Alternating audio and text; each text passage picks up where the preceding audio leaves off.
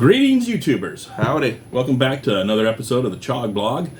Today, we wanted to share with you our top 10 comic book choices. Now, these may not be everybody's choices, but these are just going to be like Our personal favorites. our personal ones that choices. meant the most to us as we're collecting. Yeah, and I do want to kind of define a little bit of what we are going to consider comic books, because there's actually comic books, there's miniseries, and then there's trades, and there's graphic novels. I'm going to break those down real quick. So what we're doing in our list, we're just doing monthly titles, one that comes out every month on a regular basis. Doesn't even have to be very long. Maybe some of them only last a year or so. But that's just what we consider as a comic book. Because then there's also what are called miniseries, which is like this is Crisis on Infinite Earths. It was a 12-issue miniseries. Then this is a trade of that miniseries. That's all just collected into one volume.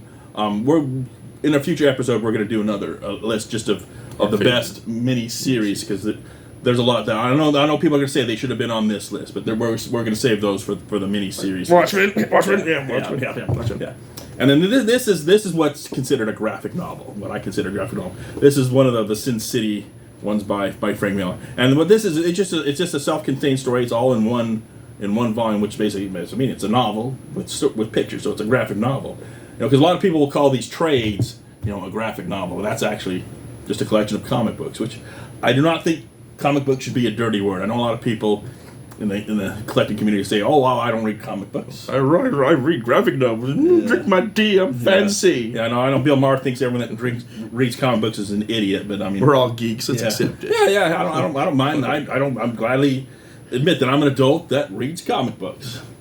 They've come a long way, and today we're going to show you what our favorite ones are. So starting with our number 10, which is Fathom, which was written and illustrated by the greatest artist ever, Michael Turner. I mean, just look at that art. It is, I reckon. Look at this. Yeah. The basic story about Fathom is that Aspen Matthews is she's a little girl, and she's lost at sea. She gets adopted by some naval officer, and then a year later, when she's older, she finds out that she's actually from an underwater city that has been in secret this whole for centuries.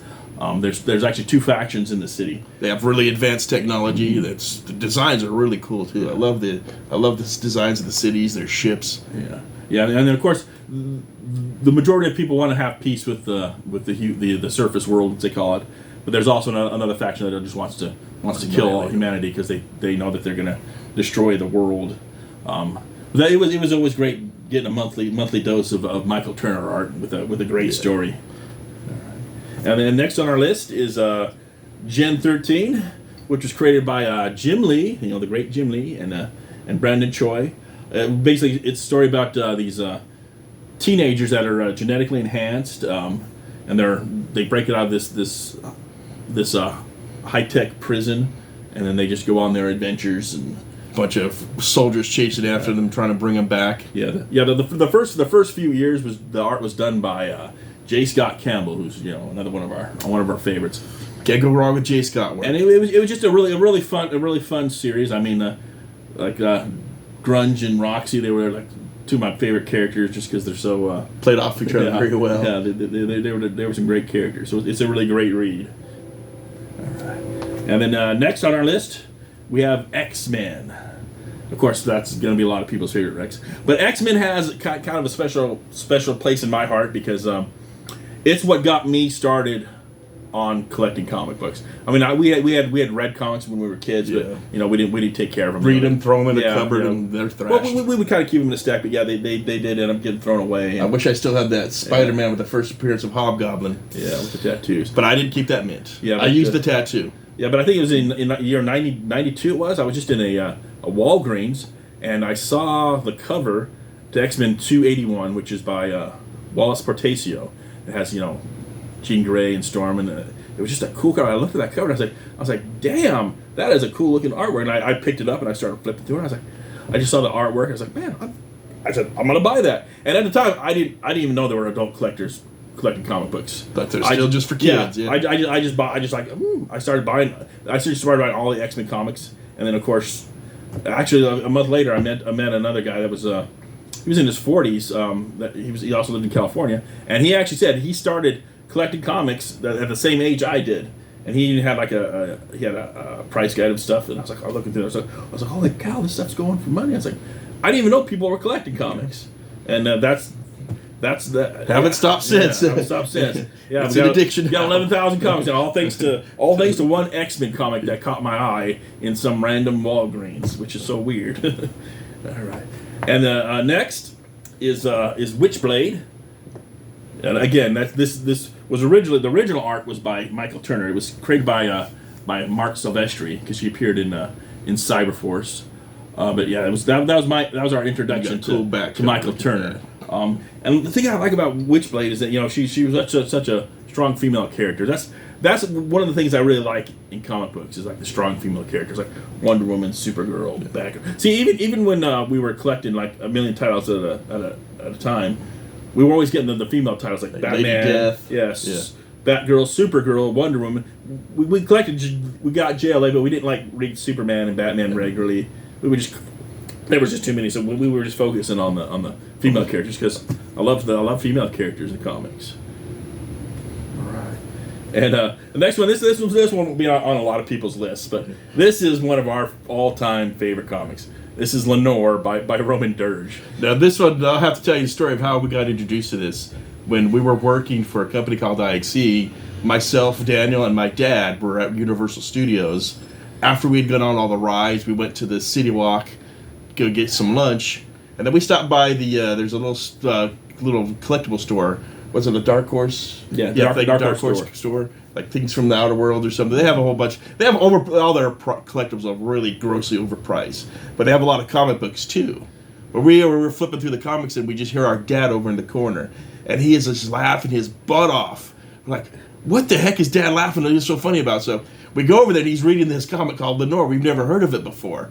It's about this cute little dead girl, basically just going around and getting into adventures. But one of the stories he was reading is she sets up a trap to catch a monkey. She actually catches the Easter Bunny instead and kills him.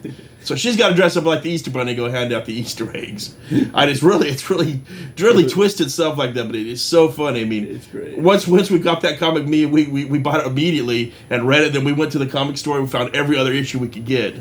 But that's what it's always held a special place in our hearts. Yes, we'll always love it. Real indie stuff, but it's always going to be on my top 10 favorite of comics. Not a lot of issues. I don't think they didn't put a lot of issues out. I mean, they would come out like almost like 2 a year or so. But yeah, I think there's only like 30, 40 issues to the whole series. But everyone's a good read. Everyone. All right. And then next we have a pretty recent one, which is called Monstrous. This one actually just came out a few years ago. It's really great art. It's by Marjorie Liu, and I have no idea how to. I'll probably mispronounce the name. It's Sana Takeda. I'm sure I'm sorry if I'm mispronouncing your name, but it's a great comic. It's basically about a girl who gets possessed by an ancient god, and it's a very hungry guy. He has to eat people all the time, to survive. So she blacks out all the time, and she'll eat people, and and the world's populated by all these human animal hybrids. So you got like little talking cats, little talking squirrel dudes. Yeah. And like half human, half animal critters. Like one of the main characters in here is just a great character. It's called Kippa. She's like a little fox girl, and she's basically the Samwise of this series. Because even though the main character keeps threatening to eat her, Kippa just stays by her side no matter what. She'll never betray her. And like I said, there's also a little talking cat. So, but it's not for kids at all, because these cats have been known to drop F-bombs every now and then. And they very violent. Yeah. A lot of them get blown up to pieces. There's wars between the cats where it ain't for kids. No, it's not for cats. But it's a really good read. Like I said, it's only up to issue I think 40 right now. But yeah, if you're near a comic book shop, I definitely recommend picking it up, because there's rumors that they're going to make this into a series, a live action series soon. But you know how those go. I ain't gonna hold my breath. The first issue is like worth a lot of money. Yeah, especially that variant one that we got. All right, and the next we have on the list is Jim Lee's Wildcats. This was created, penciled, and written by the great Jim Lee. We even got this one signed by Jim Lee. Yeah, exactly. And I admit the thing that drew me to this comic was the Jim Lee artwork. I mean, and it's a shame that you can't get comics like this anymore, because this is just, it is a complete '90s trope. Look at those pouches. That's total Liefeld inspiration. Yeah. You got the teams. You know, you got the big guy. You got the psychopath. You got the hot chicks. Everyone had to have the team back in the '90s. Yeah, and then there's the leader, who's the noble guy, Spartan. But yeah, I admit I love Jim Lee's artwork. It's just great. And that's it. Fun show. Oh, I knocked Mr. Stay Puft down. And the next one has a very, very big significance. This is Spawn. Hey, keep that Mr. Stay Puffed up. There we go. Spawn. Okay, now the great, of course, almost everyone loves Spawn. It's like such a popular character. But what I really appreciate about Spawn is I love the history of it. I love how they started that image company. Because they got screwed so by all the big companies. And not only did Todd McFarlane revolutionize the comic industry, but he also single-handedly is responsible for all the great toys that we have. Like all the toys that are in here that are super detailed. That all started with Todd McFarlane and his Spawn figures, because when he went to make his own figures, they said, "Oh no, you can't, They can't be that detailed. They gotta be for kids. You can't have like multiple paint apps on them." He's like, the hell we can't, and he did it himself. Made his own toy company. Own toy company, and they're chugging still, and they're going still. They're making. Yeah, you look at the first ones, and they seem primitive compared to what there are now, but they just kept evolving, and then all these other companies said, "Hey, look what Todd's doing. Let's make art." Even now that's why our Hasbro. When the Star Wars figures came out, they were all steroids and Yeah. But now then they eventually just became more and more detailed, and you get Hot Toys coming out, and it's all because of the Spawn figures. Yeah, you definitely changed the industry. Mm-hmm. And it's a compelling read too. Yeah. He's a great character. He's an assassin that gets burned, goes to hell, comes back with all these powers, decides to fight against the evil and use it for himself. Great comic, great character. Good artwork too. Yeah. And the next has been one of our favorites for since we were in like junior high. Yeah. Yeah. Actually, this kind of got us back into comics when we were teenagers, but we didn't really collect them. We just read them. Yeah, and we didn't collect the whole issue or whole run either. Just certain issues. But this issue, we saw. Our friend of ours was with us. We'd always go to Circle K to get snacks, and they were reading this comic book in the store, and we're like, "Holy cow!" It's like, this thing is violent. Yeah, there's this scene here where some kid is turned into a vampire. It's like really creepy. He's got these dead red eyes, and his mom comes across him and says, "Oh, he's hurting his friend," and he ends up killing and eating his mom. Yeah, that was a cool story. But that image stayed with me for this one right here with the kid like right when he's gonna kill his mom with his evil red eyes. Man, that gave me nightmares. Yeah. Yeah, and then from there we were hooked on. We used to always just every month we were getting Swamp Thing, and I've almost got a complete run of Swamp Thing. But this era was when Alan Moore was doing it, because he was originally created by Bernie Wrightson and Ed Wein. He was the writer and artist, and they had a. I mean, I played a lot of theirs. They're the ones that started it out, and there were some good runs there. But yeah.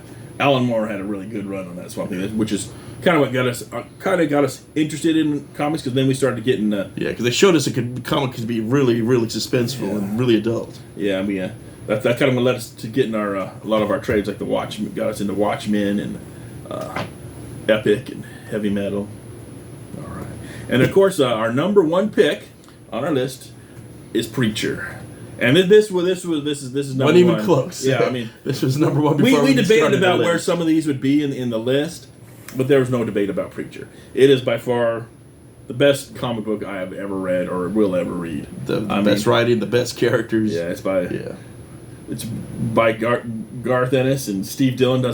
They did the whole thing through the whole run. And the basic story is that Jesse Custer is a preacher in a little rural town. And he gets basically possessed by this alien demon hybrid, and it gives him the ability. No, it's an angel and a demon. Yeah, what did I say? Alien demon. Oh yeah, angel and demon. Yeah, angel demon hybrid, and it gives him the power called the Word. So if he says something using the word, You can compel anybody to do what he says. he can compel anybody, and it's great. Like one of the earlier ones, he tells some guy to go F himself, and he literally cuts off his genitals and shoves it up his butt. That's what we're dealing with here. He tells another guy to go count 1,000,000 grains of sand, and he's stuck there for like 4 years doing it. Yeah, that's great. So, well, another great thing about Jesse is like he's such a great character. Even though he has this power called the word, and he can do anything, he hardly ever relies on it. He still relies on his fist. I mean, he kicks ass like nobody else. I mean, and then there's like a lot of great characters like Cassidy is his best friend that he meets during the beginning, and who turns out to be a vampire. But he's very, even though he's a vampire, he's still very loyal to Jesse, and basically Jesse's gone on a quest to find God and have him answer for all the bad stuff that's happening in the world. And along with him is his ex-girlfriend Tulip, who they run into. Who, as we go throughout the series, you find out why their relationship is so deep and why they broke up. It's a very Jesse's family history, which is really, really, really dark. Yeah, once you get into that, it's really cool. And of course, there's Arseface, who was a teenager that tried committing suicide, and with a shotgun. Yeah. Blasted his face in half, so now it looks like a butt crack. But now he's like the most positive person in the world. He's always, oh yeah, sure thing. Yeah. And upbeat and positive. But by far, I think my favorite character in the book has to be Herr Starr. I mean, he's the main villain. He leads the what's the Grail. The Grail, who are trying to bring around up the end of the world, and he is a bad guy, but. You can't. So many bad things happen to him. You feel sorry for him. I mean, first of all, he accidentally gets raped. Actually gets raped. He gets Jesse cuts a huge gash in his head. So it makes it look like a phallic symbol. Yeah. Then some cannibals eat his leg. And then his genitals get bit off by a dog. By a guard dog, and he still keeps chugging. But I mean, and like I said, when we were introduced to this, we were me, Keith, and our brother Daniel. We're working in San Francisco. We just had to stay in motels because we were traveling all around the states. Not a lot to do. Yeah, so so that's what we did. We would go to the Virgin Megastore. We'd buy books and stuff. And Dan just one day bought one of the trades of a preacher, and we're back in the motel room. And every 5 minutes, he's just laughing his ass off, and we're like, "What the heck's so funny?" And then we found out once each of us read it, and then literally, it's not a comedy, but the situations are so absurd and so outrageous. It just makes you laugh. It does. It's so it's just so well written. And then literally every week we would buy when a new trade would come out. We'd get that one. We'd call dibs, and whoever got dibs first, we get to read it. And the other two of us would sit there to wait and listen to him laughing. It's like, I can't wait to get a hold of that preacher trade. It was such a satisfying read. Yeah, and then eventually we just started buying it every month once we got all the trades, and then we eventually collected the whole collection. The whole run. Now we got every issue. With some trades. And it's like I said, if you only want one comic book in your life, it's got to be Preacher.